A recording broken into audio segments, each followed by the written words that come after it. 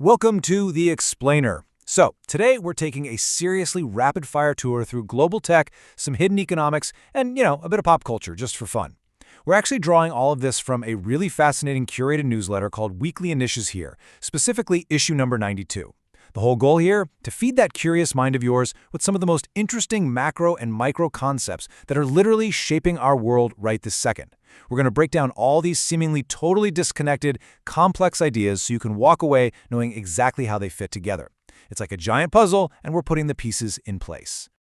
Okay, so here's our roadmap for today. First, the high agency cheat code.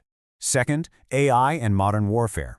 Third, the UK's hidden economic crisis. Fourth, China's wealth imbalance. Fifth, decoded, Kung Fu hustle. And finally, number 6, expand your curious mind. Let's just dive right in, shall we? Wait until you see how a simple mindset framework actually connects to geopolitics and 2000 cinema. It's pretty wild. All right, Section 1, the high agency cheat code. So we're kicking things off with a mental framework that honestly has the power to completely rewire your personal and professional trajectory. High agency is simply defined as the willingness to act and take ownership. Now, I know, it sounds incredibly basic, right? But trust me, it is wildly rare in actual practice. The absolute definitive deep dive on this concept comes from a fantastic essay by George Mack over at highagency.com. If you want to master this, consider that essay your required reading. It's all about moving away from this passive mindset where things just sort of happen to you and shifting gears into an active state where you are the actual author of your circumstances. Because here's the thing. While pure talent is an absolutely fantastic head start, high agency is what determines how far you actually go. It is literally the ultimate cheat code to success. Think about it. You can easily be the most naturally gifted person in the room, but without that deep sense of ownership and the sheer willingness to take action, well, that talent essentially just stalls out. Agency outpaces pure talent almost every single time, no question. Moving on to Section 2, AI and modern warfare.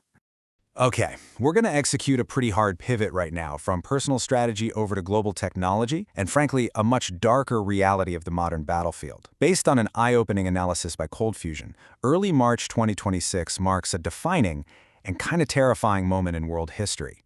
The very first time AI is used in a major military operation. But that one single event, it triggers a massive cascade. By mid-March, a reported betrayal by OpenAI unfolds, which creates this rapid, incredibly slippery slope straight into mass surveillance by late March. This entire massive geopolitical shift happens in just a matter of weeks. Let that sink in. And this hyperfast timeline brings us to a really critical question, one we are actively having to answer in real time. What powers should a government actually have in the age of AI? When the tools of warfare and the tools of mass surveillance suddenly merge through artificial intelligence? Where exactly do we draw the line? It's a huge question. Next up, Section 3, the UK's hidden economic crisis. So, transitioning from these massive global technological shifts to localized economic ones, a really thorough investigation by AVTV uncovers a stark geographic divide happening right now within the United Kingdom.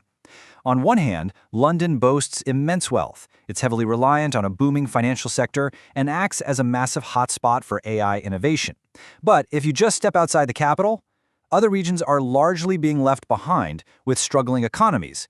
Basically, hyper-focusing so heavily on London's finance and tech sectors has essentially starved out the surrounding regions. It's created a massive economic imbalance entirely within a single nation. And for the everyday resident living outside that wealth bubble, the reality is pretty harsh. We're talking exceptionally high living costs, severe housing shortages, and a deeply, deeply strained national health service. So despite the immense wealth sitting right there in the capital, this is a very real, severe crisis for everyday people who are honestly just struggling to keep up with it all.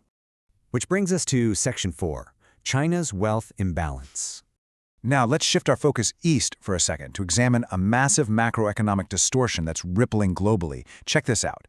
China's citizens save over 40% of their income. Now, compare that to a U.S. household savings rate of less than 10%.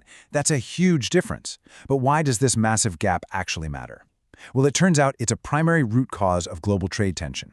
Because Chinese citizens save so much of their money, they don't consume nearly as much domestically. And that creates a massive distortion where China buys far, far less from the rest of the world compared to how much they sell to it. So this massive savings rate kicks off a very strict economic cycle. High savings directly means exceptionally low consumer spending. To compensate for that and to hit their rigid economic growth targets, the Chinese government ends up relying heavily on building unproductive infrastructure projects, and they lean super hard into exports.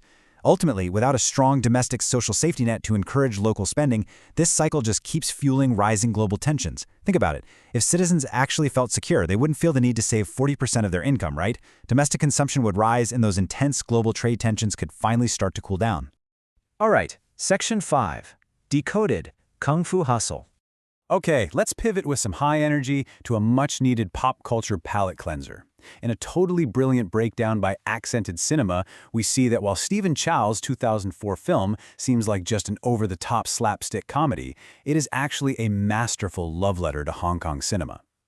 It is so incredibly easy, even for massive film nerds, to totally miss the deeper cultural significance of this movie on a first, second, or even third watch.